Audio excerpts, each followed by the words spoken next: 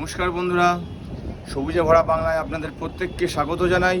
আশা করি আপনারা সকলে খুব ভালো আছেন ও সুস্থ আছেন এবং ভগবানের কাছে প্রার্থনা করি সারা জীবন আপনারা খুব ভালো থাকুন এবং সুস্থ থাকুন। বন্ধুরা, এই তীব্র দাবদাহ চলছে আমাদের এখানে। এই তীব্র দাবদাহে আমাদের ছাদ বাগানকে এখন ফুলে ভরিয়ে তুলতে হবে। তার জন্য আমাদের এই গরমের মরশুমের যেসব ফুল গাছগুলো আছে সেই গাছগুলোকে আমাদের জোগাড় করে আমাদের ছাদ বাগানে বসাতে হবে। যেমন গরমকালের ফুলের মধ্যে আছে সূর্যমুখী আছে, দোপাটি আছে, তারপর জিনিয়া আছে, এইসব গাছগুলো, আমাদের বেলফুল গাছ আছে। এইসব গাছগুলোকে আমাদের ছাদ বাগানে ভরিয়ে তুলতে হবে। আজকে আমি আমাদের ছাদ বাগানের অনেক দিন ধরে বা দীর্ঘদিন ধরে যে ফুলটা ফুটে থাকবে আমাদের ছাদ বাগানে, সেই জিনিয়া ফুল গাছ নিয়ে আজকে আমি একটা ছোট্ট ভিডিও করতে চলেছি। আপনারা এই সময় জিনিয়া ফুল গাছ আপনারা নার্সারি থেকে জোগাড় করুন এবং সেই গাছগুলোকে আপনারা আপনাদের টবে বসান। কারণ জিনিয়া ফুল গাছ প্রায় 10 থেকে 15 দিন ধরে আমাদের যখন ফোটে গাছের মধ্যে থাকে আর রং বেরঙের দেখতে সুন্দর সুন্দর কালারের হয়, মানে মন মুগ্ধ হয়ে যাবে আমাদের সেই ফুলগুলো দেখলে। তাই এবং অল্প যত্নে এবং কম খরচের মধ্যেই আমরা এই জিনিয়া গাছকে আমরা খুব ভালোভাবে তৈরি করতে পারবো। আর এই জিনিয়া গাছকে খুব সুন্দরভাবে তৈরি করতে গেলে আমাদের ছোট ছোট কিছু টুকিটাকি আমাদের কিছু কাজ করতে হবে। তাই বন্ধুরা দেখে নিন, আমার যে জিনিয়া গাছ এর আগে প্রথম আমি ভিডিও ছেড়েছিলাম, সেই গাছগুলো ছিল ছোট্ট 4 ইঞ্চি পটে। আমি আজকেই সবে এই গাছগুলোকে আমি 8 ইঞ্চি পটে বসালাম। দেখুন গাছগুলো কেমন সুন্দর হয়েছে।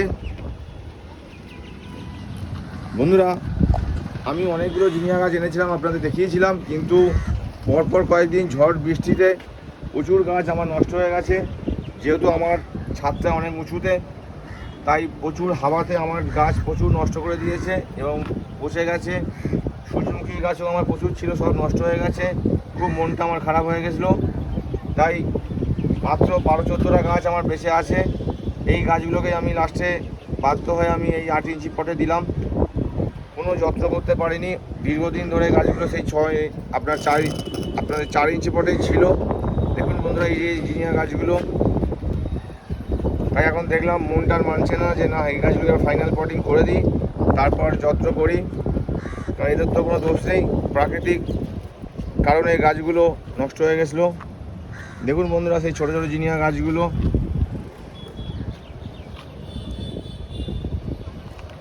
এই কয়েকটা গাছ আছে, তাই আমি এই গাছগুলোকে আজ ফাইনাল পটে বসিয়ে দিলাম।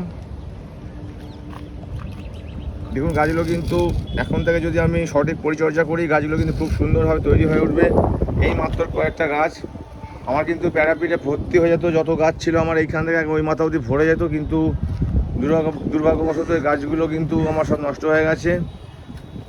বন্ধুরা,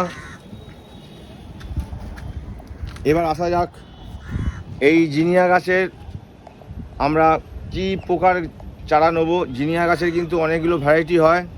একটা লম্বা ভ্যারাইটি হয়, একটা কিন্তু আপনার শর্ট হাইটের মধ্যে যেটা হাইব্রিড দানা বলে সেই একটা জাতের হয়, এবং আমাদের দেশি জাতের একটাও জিনিয়া হয়, যেগুলো মাঝখানটা ফাঁকা হয়ে যাবে এবং পাপড়িগুলো ছড়িয়ে পড়বে, সেই একটা জাতের হয়। তা হাইব্রিড জাতের যে বীজটা আছে, সেই বীজটা বা বলুন চারাটা যদি সংগ্রহ করেন, তাহলে কিন্তু ফুলগুলো খুব সুন্দর সুন্দর কালারে হয় এবং বেশ একদম টাইট ফুলগুলো হয়, মিডিয়াম সাইজের, খুব সুন্দর দেখতে লাগে। তা বন্ধুরা, এই জিনিয়া গাছকে আমাদের যদি পটিং করতে হয়, এই জিনিয়া গাছের মধ্যে আমাদের হাইব্রিড চারাটা বসালে মানে ভালো হয়। আর এই জিনিয়া গাছের মধ্যে আমাদের কিন্তু কিছু কিছু আমাদের রোগ ব্যাধি হয় এবং খুব ফাঙ্গাসের অ্যাটাক হয়, যার জন্য এই জিনিয়া গাছ কিন্তু একটু করা আমাদের খুব মানে একটু যদি আমরা এই ফাঙ্গাসের অ্যাটাকটা আমরা আটকে দিতে পারি, তাহলে কিন্তু এই গাছটা খুব ভালোই হবে। তাহলে বন্ধুরা, আজকের ভিডিওটা আমি করার আগে আপনাদেরকে জানিয়ে রাখি, যদি আজকের ভিডিওটা আপনাদের কোনো কাজে লাগে, তাই দয়া করে আমার এই ভিডিওটা দেখে একটা লাইক করে দেবেন। আর যে সকল বন্ধুরা আজকে আমার এই নতুন ভিডিও এই চ্যানেল দেখছেন, তাদেরকে করজোড়ে আমার অনুরোধ, আমার চ্যানেলটাকে সাবস্ক্রাইব করে সবুজে ভরা বাংলা ইউটিউব গার্ডেনিং চ্যানেলটাকে সাবস্ক্রাইব করে পাশে থাকা বেল আইকনটা প্রেস করে দেবেন, যাতে আমি যখনই কোনো ভিডিও আপলোড করব সর্বপ্রথম আপনার কাছে নোটিফিকেশান যাবে এবং আপনি সেই ভিডিওটা দেখতে পারবেন। এবং আপনার যদি কোনো রকম কিছু খারাপ লাগে বা জানার প্রয়োজন হয় আপনি কিন্তু কমেন্টের মাধ্যমে আমাকে জানাতে পারবেন, আমি 100% নির্ভুল উত্তর দেওয়ার চেষ্টা করব। তাহলে বন্ধুরা চলুন, এই 4 ইঞ্চি পটে আমি এই গাছটা বসাচ্ছি এবং তার জন্য কি মাটি লাগবে, কতটা কি দেবো সেটা আমি আপনাদের সামনে তুলে ধরি। বন্ধুরা দেখুন, আমি এখানে কিন্তু মাটি নিয়েছি, প্লেন মাটি নিয়েছি, দেখুন গার্ডেন সয়েল।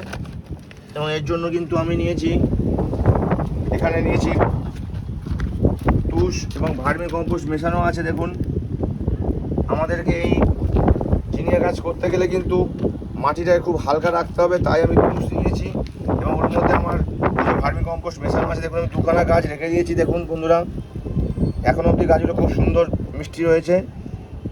যদি ঠিকমতো সঠিক পরিচর্যা করতে পারি গাছগুলো কিন্তু খুব ভালো হবে। দেখুন বন্ধুরা, আমি এই গাছ দুটোকে এই 8 ইঞ্চি পটে আমি বসিয়েছি ওই গাছগুলো। তাই আবার এই 8 ইঞ্চি পটেতে এই গাছগুলো বসাচ্ছি। প্রথমে আপনারা এই ছিদ্রটার মধ্যে দেখুন একটা খোলামকুচি দিয়ে দেবেন। আপনারা সকলেই জানেন, তবুও একবার দেখিয়ে দিচ্ছি। দেখুন, যে খোলামকুচিটা দেবেন সেটা কিন্তু একটু যেন ভেতর দিকটা একটু ঢোকা মতো হয়। পুরো লেভেল হলে কিন্তু জলটা ক্লিয়ার হতে পারবে না, তাই একটু মাটির জ্বালা টালা টাইপের যদি কোনো ভাঙা থাকে তাহলে সেই খোলামকুচিগুলো নেবেন, খুব ভালো হয় জল ক্লিয়ার হওয়ার জন্য। আর এই 2 পাশে 2খানা খোলামকুচি এমনভাবে দেবেন যাতে জলটা বেরিয়ে যেতে পারে। এই 2 পাশে 2খানা খোলামকুচি আমি দিয়ে দিলাম। এইটা তো তাই সেমভাবে এরকম খোলামকুচি দিয়ে দেবেন। দেখুন বন্ধুরা, এই যে ছিদ্রটার মধ্যে খোলামকুচি দিয়ে দিলাম। এরপরে আপনারা একটু এর মধ্যে বালি দিয়ে দেবেন এই খোলামকুচিগুলোকে গার্ড দেওয়ার জন্য। দেখুন বন্ধুরা, আমি রিভার স্যান্ড নিয়ে নিয়েছি। মাফ করবেন, রিভার স্যান্ড না, এইগুলো বাড়িতে কাজ করার যে বালি হয় সেই বালি। রিভার স্যান্ড দিলেও কোনো অসুবিধা নেই।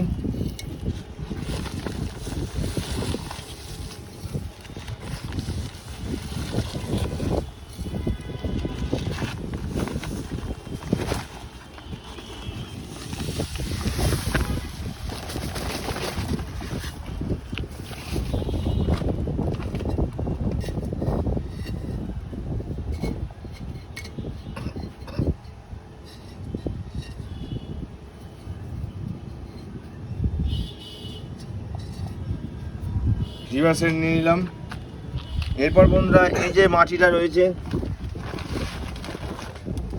এই মাটিটাকে আমরা 70% মাটি নেব এবং 30% আপনার ভার্মি কম্পোস্ট বলুন বা পাতা সার বলুন, যাই নেন না কেন আপনারা 30% নেবেন।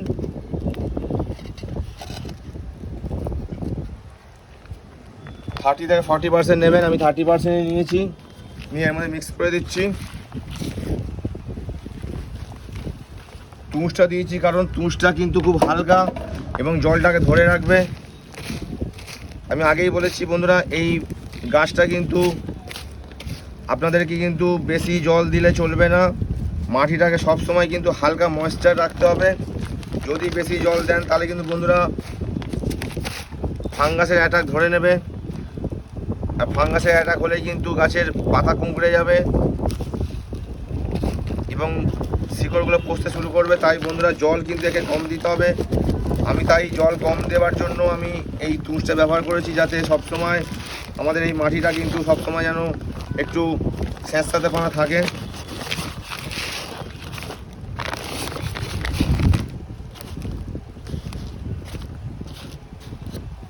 দেখুন বন্ধুরা, আমি পুরো এই তুষটার সঙ্গে আর ভার্মি কম্পোস্ট যেটা আছে আমি মিলিয়ে দিয়েছি। আমি 20 থেকে 25% দিয়েছি ভার্মি কম্পোস্ট, আর দিয়েছি 5%-এর মতো তুষ।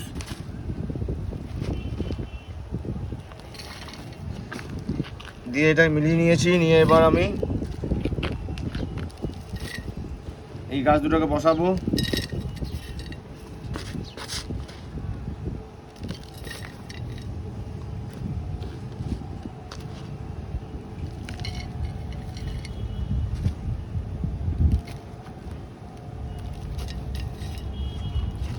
আমি কতটা মাটি দিলাম, এরপর আমাদের এই গাছ দুটোকে বসাবো।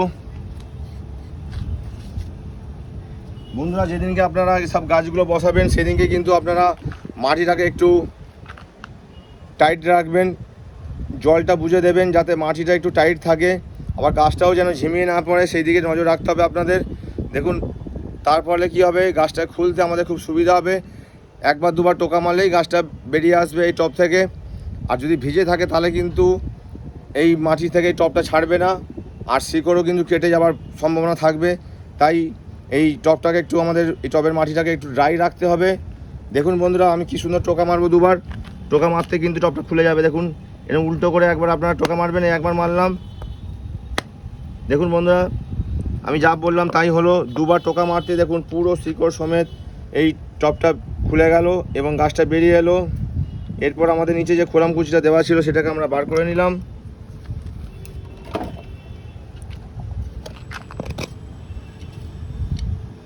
দেখুন বন্ধুরা, কত সুন্দর লাগছে গাছটাকে, দেখুন কত শিকড় হয়ে রয়েছে। এরপর আমরা মাঝখান বরাবর এই গাছটাকে কিন্তু বসিয়ে দেবো। তার আগে এই যে এই মাটিগুলো একটু কিন্তু সাইড থেকে আমরা একটু বাদ দিয়ে দেবো।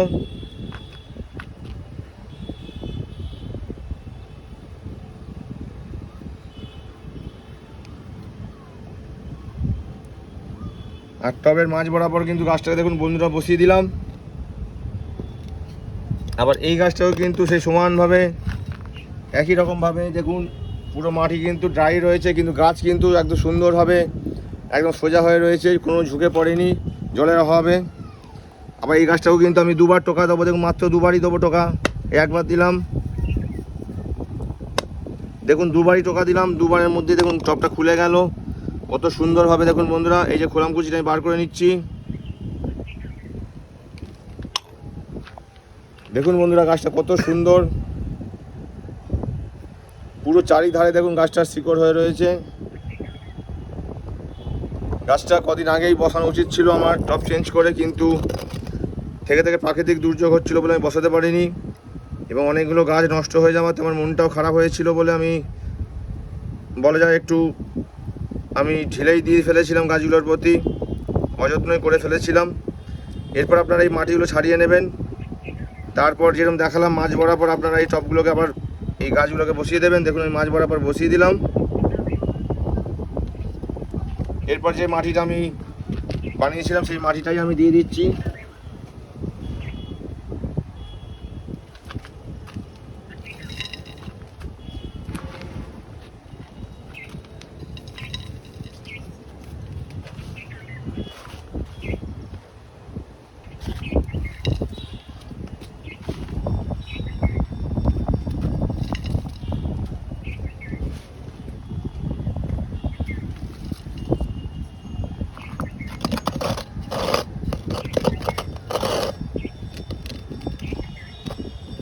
বন্ধুরা, মাঝ বরাবর বসিয়ে দিলাম, এবং এখনও কিন্তু আমি এখানে প্রায় 4 ইঞ্চি মতো গ্যাপ রাখলাম, কারণ এরপরে আমি যে একটা মিক্সার বানানো আছে সেই সারটা দেবো, পরে গাছটাকে ধরতে দেবো। দেখুন, এই গাছটা বসানো হয়ে গেল। এরপর এই একটা গাছ বসাবো।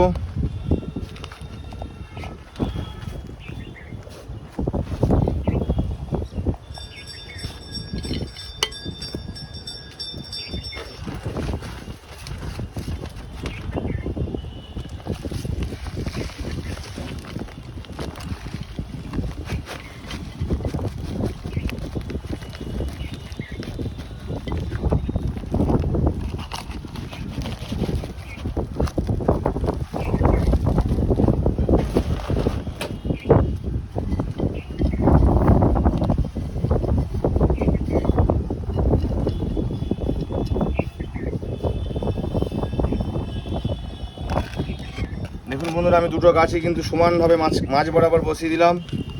আগে কিন্তু আপনাদের বন্ধুরা এই মাটিটা আপনারা টবের জন্য ব্যবহার করছেন, এই মাটিটাই কিন্তু হালকা আপনারা আগে কিন্তু একটু মাটিটাকে রোদে দিয়ে শুকিয়ে নেবেন এবং তার সঙ্গে কিন্তু আমি দেখিয়েছিলাম এর আগে ভিডিওতে চুন দিয়ে মাটিটাকে একটু কিন্তু আপনারা এই যে জ্যামটা থাকবে বা এই যে ভাইরাসগুলো থাকে সেগুলো কিন্তু আপনাদের মেরে নিতে হবে।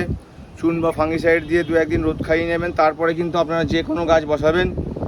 বন্ধুরা এই গাছ দুটো বসালাম, এই গাছগুলোকে এখন কমসে কম 7 থেকে 10 দিন আমি ছাওয়াযুক্ত জায়গা রাখবো, আপনারাও রাখবেন এরমভাবে।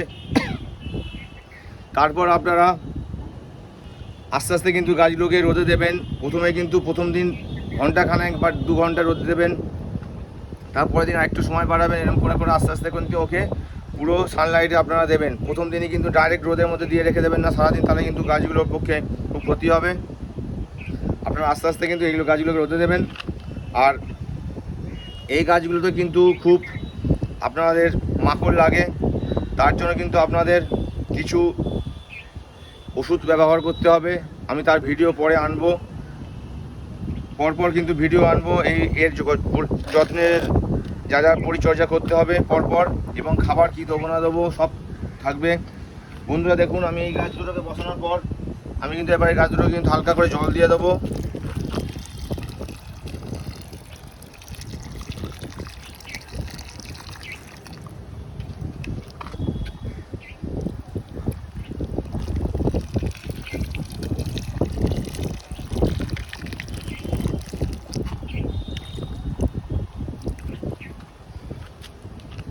জল দিয়ে দিলাম, এরপরে কিন্তু জলটা নিচের দিকে নেমে যাবে। তারপর আমি আস্তে করে কিন্তু গাছগুলোকে সব কটা গাছই আজকেই বসিয়েছি আমি, সব গাছ কিন্তু আবার আমার এখানে জলের ট্যাঙ্কি আছে বড়, সেই ট্যাঙ্কের তলায় আমি বসিয়ে দেবো।